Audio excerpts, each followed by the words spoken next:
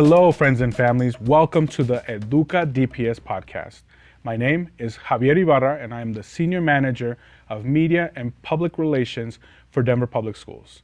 Our guest today is Monica Padilla, Trauma-Informed Practices Specialist. We're going to get into her title in a little bit, at our school district. Monica will be guiding us through a journey today in the next few minutes to help us understand the importance of self-care and wellness. Monica, welcome to our EDUCA podcast. How are you today? I am great. Thank you for having me today, Javier. Thanks for joining us. Before we get started, I want to give the folks at home kind of a background on you, a little blurb, if you will. So for the folks at home, this one's for you. Monica works as a trauma-informed practices specialist for Denver Public Schools and facilities training consultation across the entire district.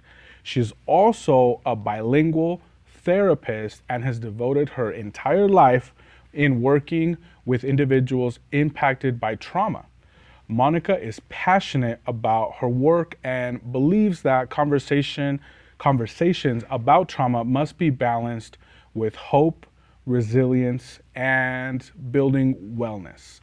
She believes a big part of the healing self and community begins with reclaiming self-care as a practice that does not exclude community and culture, which, as we all know, is very important and plays a big part in our beliefs around self-care.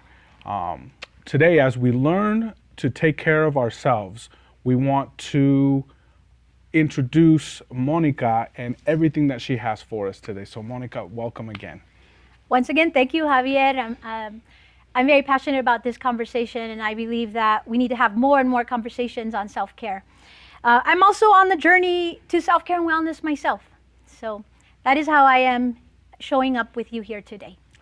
Monica, normally I'm very excited about the EDUCA podcast that we do I won't say the date, but every time that we do them.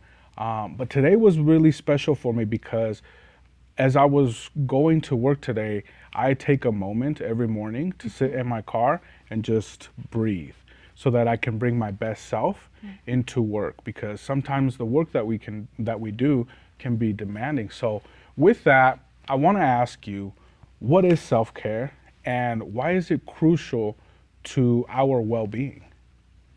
Great, and you just gave us a beautiful example that is a very simple practice of self-care. Really getting yourself intentionally present for whatever it is that you're stepping into. And so self-care is going to look very different for each of us, right? My idea of self-care is going to be very different than your idea of self-care. So keeping that in mind is very important as we have these conversations. Keeping in mind that self-care has components of individual. We must take care of ourselves. Everything starts with us, right? But we do not leave out the collective healing, the collective self-care that is also possible and can happen as a part of wellness, right? So self-care is the conscious decision, the choices, the behaviors that we make every single day of our life in the pursuit of wellness. It really involves listening to what does my body need? What does my mind need? That is so important for us to be aware. That self-awareness piece is very important to self-care. For a little while, I took a mental health break and I became a flight attendant. And I had to tell people every day, put on your oxygen mask first before you help anybody else. I am a mother now. I have kids. My inclination is to first put on my kid's mask. That is who I am. I will give my life for my kids, right? All right. But I have learned that for me to show up for my kids, for me to help save my kids, if that were the situation I was in, I have to put the mask on first, right? So I think it's very important for us to recognize the importance of taking care of ourselves first, because the more we have, the more we fill our own tank up, the more we are at a high level in different areas of our life, the better we can give. So it is crucial to take care of ourselves, because everything begins with us. Before we can collectively come together and give, our energy really must be in a high state, right? So everything begins with us and it moves out to the collective. There's a really great article that I recently read on radical self Self-Care by Nicole and Yi, Okay. if you're interested in looking it up. But they define radical self-care as involving the practice of keeping us physically and psychologically healthy, Okay. making time to reflect on what matters, challenging ourselves to grow, and to ensure that what we do aligns most to what is important in our life. It involves owning and directing our lives, choosing with whom and how we engage in our interconnected worlds. Because the ultimate goal is that we show up unapologetically ourselves in the face of unrelenting pressure and expectations to do otherwise. I like that. Why did that quote resonate with you a lot? What does that mean to you? For the folks at home who aren't, gurus in self-care, what should they take out of that? This really resonates with me because it covers the layers of self-care, the physical, the collective, the individual, the mental health. And it speaks to me as a woman of color because I think that part of self-care for people of color is reclaiming and decolonizing self-care. So really looking at what are the messages that I have internalized about self-care and what does it mean to me as who I am in the world. That's a strong statement that I'd like to get into if we have some time later on in the show, because I think it's important, right? We have those, I wouldn't call them general, but the general advice, right? What is self-care? Well, taking care of yourself. But then when you start looking at, well, what does your culture say about self-care? Is that even a thing, right? I know that sometimes in our culture, in the Hispanic culture, it's not necessarily always a thing that you do, right? You talked about being there for your kids. I know that my mom would do the same thing. It's a real trend, like in our households. Like if you ever go to a party, right? Who's the last one to eat? The mom of the household, right? Right. And so I think that for me, it's a real self-care practice, not only for myself, was also trying to teach other folks, especially folks that your culture might not allow for that. So I'm glad that we're going to get into this. I want to ask, is there a difference between wellness and self-care? For those first just starting out, what's the difference there? That's a great question, because we definitely use them a lot of times together. Self-care are the specific actions, the specific behaviors, the collection of practices that I do every day towards my wellness. So I would say that self-care is the journey that I'm taking for optimal wellness. Oh, okay. Okay. That makes a lot of sense, and it tracks with what we've been saying here. What activities, what images, feelings come to mind when you think about self-care? Someone who's really been in it, what does that come to you? Like, what is... Yeah, so always it's important for us to remember that self-care, like I said earlier, is going to look very different for each of us, right? So self-care is really looking at the different areas of our life, whether it be physical, psychological, emotional, spiritual. And within each of those domains, what are the practices?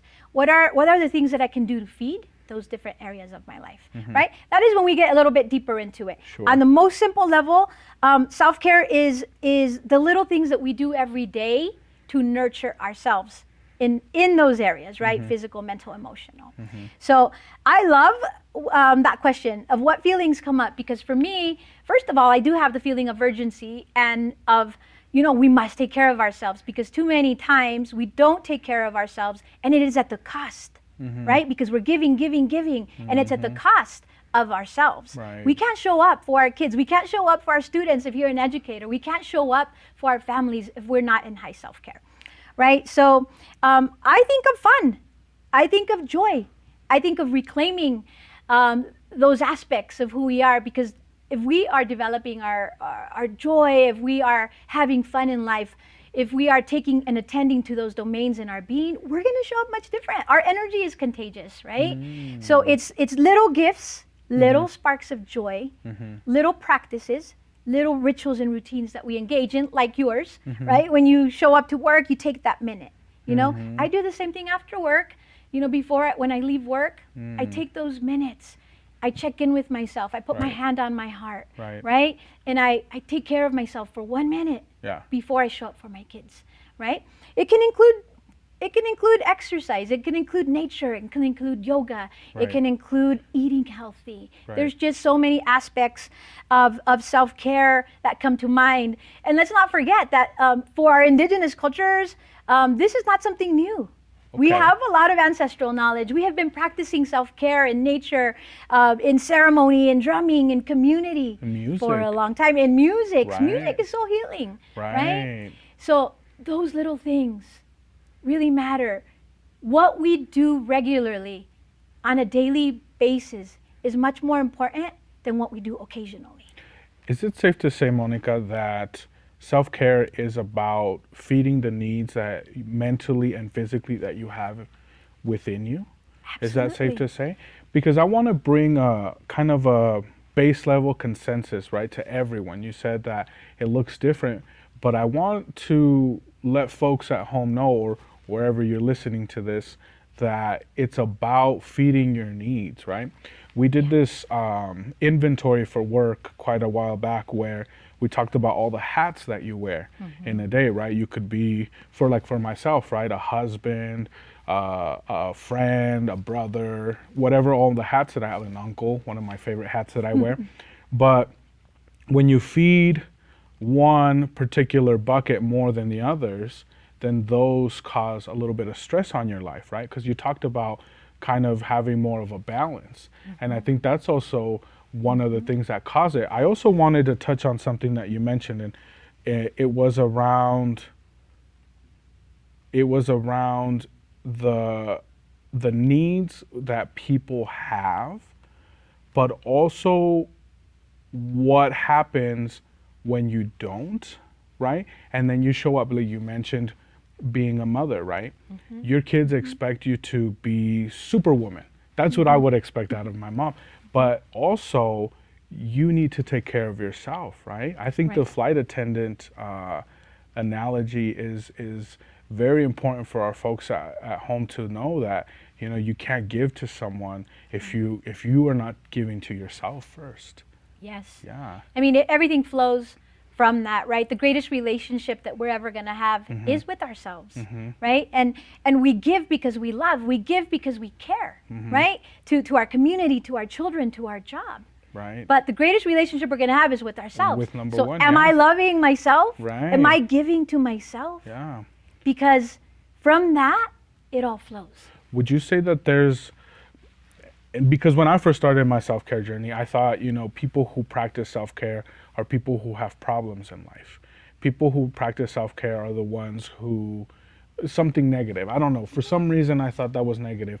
But you were saying earlier that it's the passion, it's your energy that you bring to the room. And I think it's important to note that, you know, the self-care is not only for the people who are going through something, but also so that when something happens, you're so prepared for it, that you are mentally and physically ready to take on whatever comes at you. Right, In absolutely. a positive manner. Absolutely. So self-care is for everyone. Self-care needs to be for everyone. It needs to be for all of us. No matter if you are going through something hard, no matter if you're high on life, no matter if you're rich, no matter if you don't have any money, it is accessible to all of us. And it is Right. imperative to our well-being and our livelihood and our energy Right. to take care of ourselves. I'm glad you brought up the socioeconomics of self-care, because the next question that I want to ask you is, what are some of the barriers for self-care, if any? And can you explain, you know, why is self-care, why can it be difficult for some and not for others? So that is a great question, because in this conversation of self-care, I think the barriers are a huge topic, right? And since you're talking about socioeconomic status, let's start there. Okay. Okay, so self-care is a huge topic right now. If you Google self-care, you're gonna get images of retreats, of treatments, of things you need to buy. All I right? hear is money. Yeah, money, money, money. It is a multi-million, billion-dollar industry. Right. Right? And I think the popularity of it also speaks to the need for that deeper need to take care of ourselves. Right. But And if you have the money and can afford that, great. That can be and is a part of self-care for some people. But most of us don't have, a lot of us, I should say, are not able to go on retreats, right? And to spend money on that.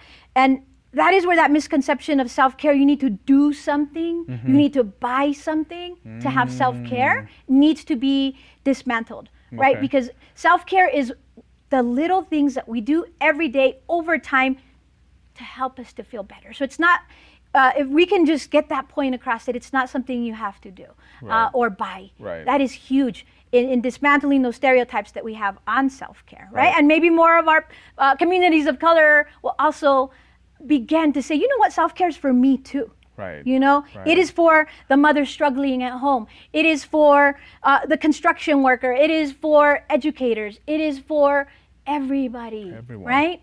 So that barrier is a huge one, and I think we have a very individualistic mindset on it as well, right? It's centered on whiteness, so those marketing is actually marketing to a certain market, right? Because that's who's spending the money. Exactly, and which is why I think in these conversations we need to continue to bring the collective. Self-care is, yes, I am going to take care of myself, because who's going to take care of me if I don't take care of me, right? But it's also collective. And hopefully we get to the point where we're actually taking care of each other, right? We are looking out for each other's best interests. We're healing in community. We're coming together and creating space for community care. So that's a huge one. Another big one is time. You know, that is a huge one. Time is money. Yeah. Time and money, it all goes together. But time, I don't have time to take care of myself. I don't have time. I don't have time. I have this to do. I have that to do. More is expected of me. Right? In our work environments, a lot is expected of us. Right? In home, a lot is expected of us. So we're giving and giving and giving. And so it's easy for us to think, you know what, I don't have time to take care of myself. But this is where that urgency comes in, Javier. If we don't take care of ourselves, if we don't make the time, we will pay the consequences. Because you won't have time later. You won't have time later, or you'll be struggling with illness, depression, anxiety. If you're not taking care of yourself, there is a high cost. You won't have connections, right? Your relationships are the biggest factors that are impacted if we don't take care of ourselves, right? So we have to change our relationship with the mindset that we have about taking care of ourselves. So for me, it was a big one too. I have 2 kids and I want to be everything for them, and I want to do good in the way I show up. But I had to say, you know what? I have exactly the right amount of time for everything that is important to me, right? We make and we create time. So I don't need an hour of yoga right now. I don't have that. But you know what? I can do 10 to 15, 20 minutes. Right? So it's creating time to take care of yourself. I like that. We talked about a lot of kind of what self-care is. We talked about what it takes, some of the barriers, but now I want to talk about the positive. I want to talk about what are the benefits of self-care. So tons of benefits. You know, self-care promotes positive health outcomes. You know, there's literally people suffering because physically because of lack of self-care. Right? There's burnout. So we're talking about the positive. The positives is you're gonna feel better physically. You're gonna feel better emotionally, psychologically. Your energy is going to be different.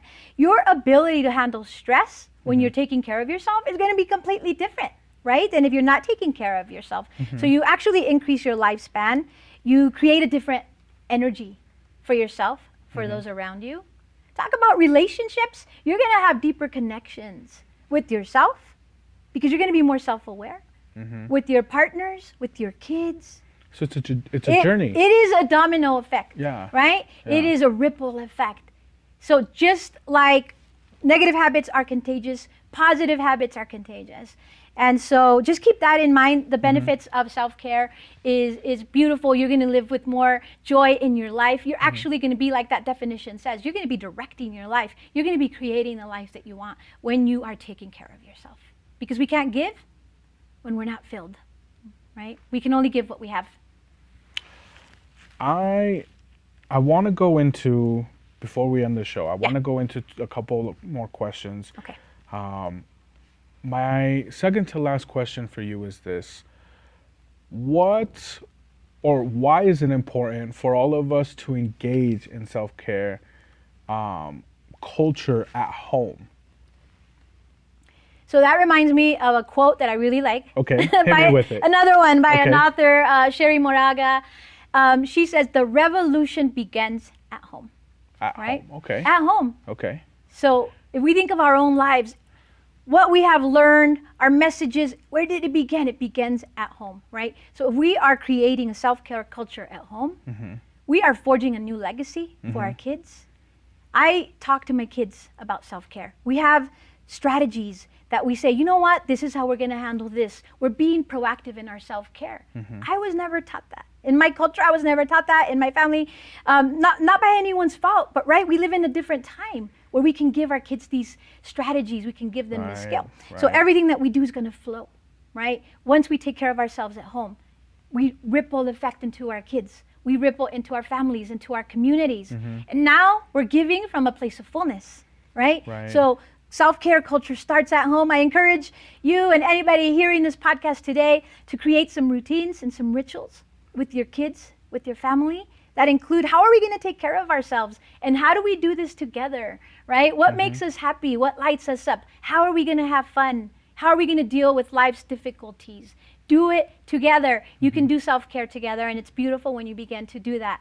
You really begin to have gratitude, and you really begin to see life as a gift, because it's not promised. Tomorrow's not promised to any of us.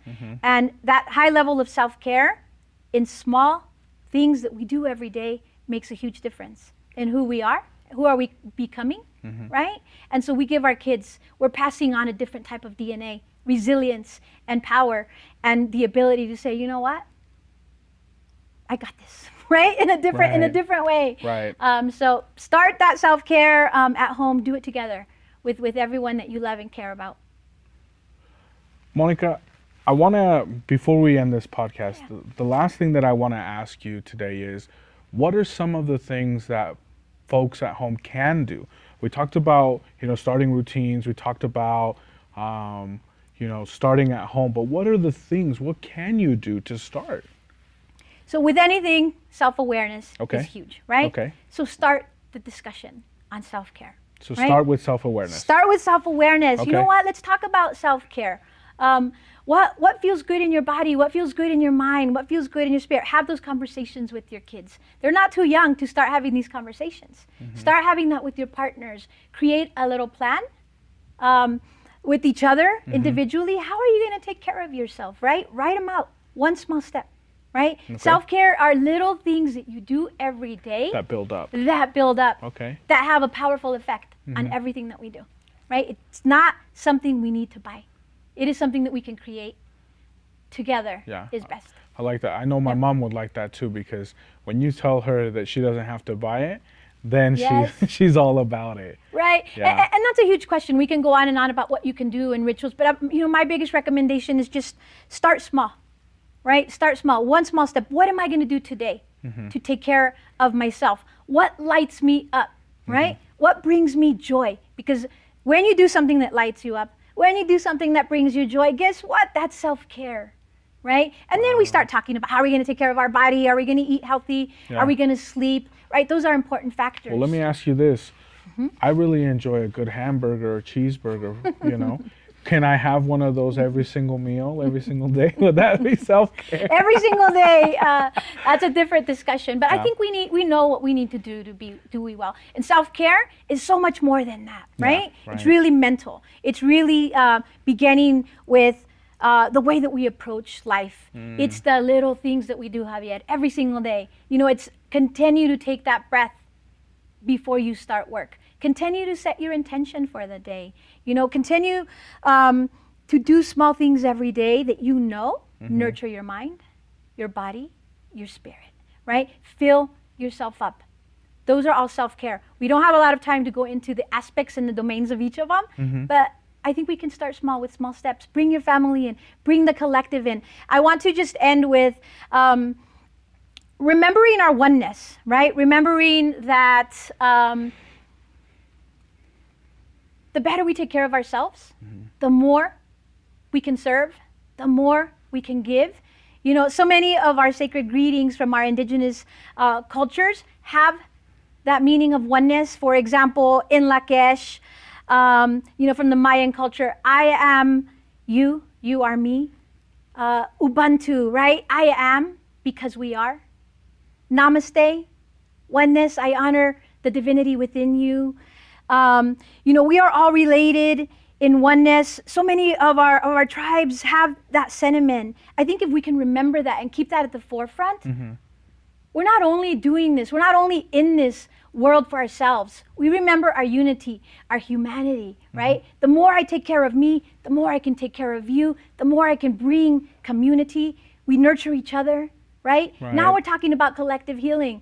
Now we're talking about being one in our self-care. So I want to end just with that. With Audre Lorde, she was a civil rights activist and has a really popular quote on self-care. And she says, caring for myself is not self-indulgent. It is self-preservation, right? Wow, she even deep. took it further to say it's an act of political warfare because at that time, it was about resting, recuperating, reclaiming so you can go back out and fight that battle. And do it again. Yes, Yeah. and do it again. But we need to do that. We need to do that for ourselves. Fill ourselves up, reclaim our joy, reclaim our self-care, right? Begin to love yourself because the greatest relationship we have will be with ourselves. And that is going to flow into every aspect of our life. Wow, that's amazing. Well, thank you so much, Monica, for joining us today. I want to thank everyone who is listening to this podcast or watching it. This concludes our EDUCA DPS podcast for today. I want to ask everyone who's listening and watching if you can share this content with your family, with your friends, or other community members, because this might not be for you. This information might not be for you because you are well off into your self-care journey, but this might be the push that someone else might need to start theirs. So thank you so much for joining us. For more EDUCA content and other stories, please visit our YouTube channel at Denver Public Schools Plus. My name is Javier Ibarra, and this is EDUCA DPS Podcast. Thank you so much.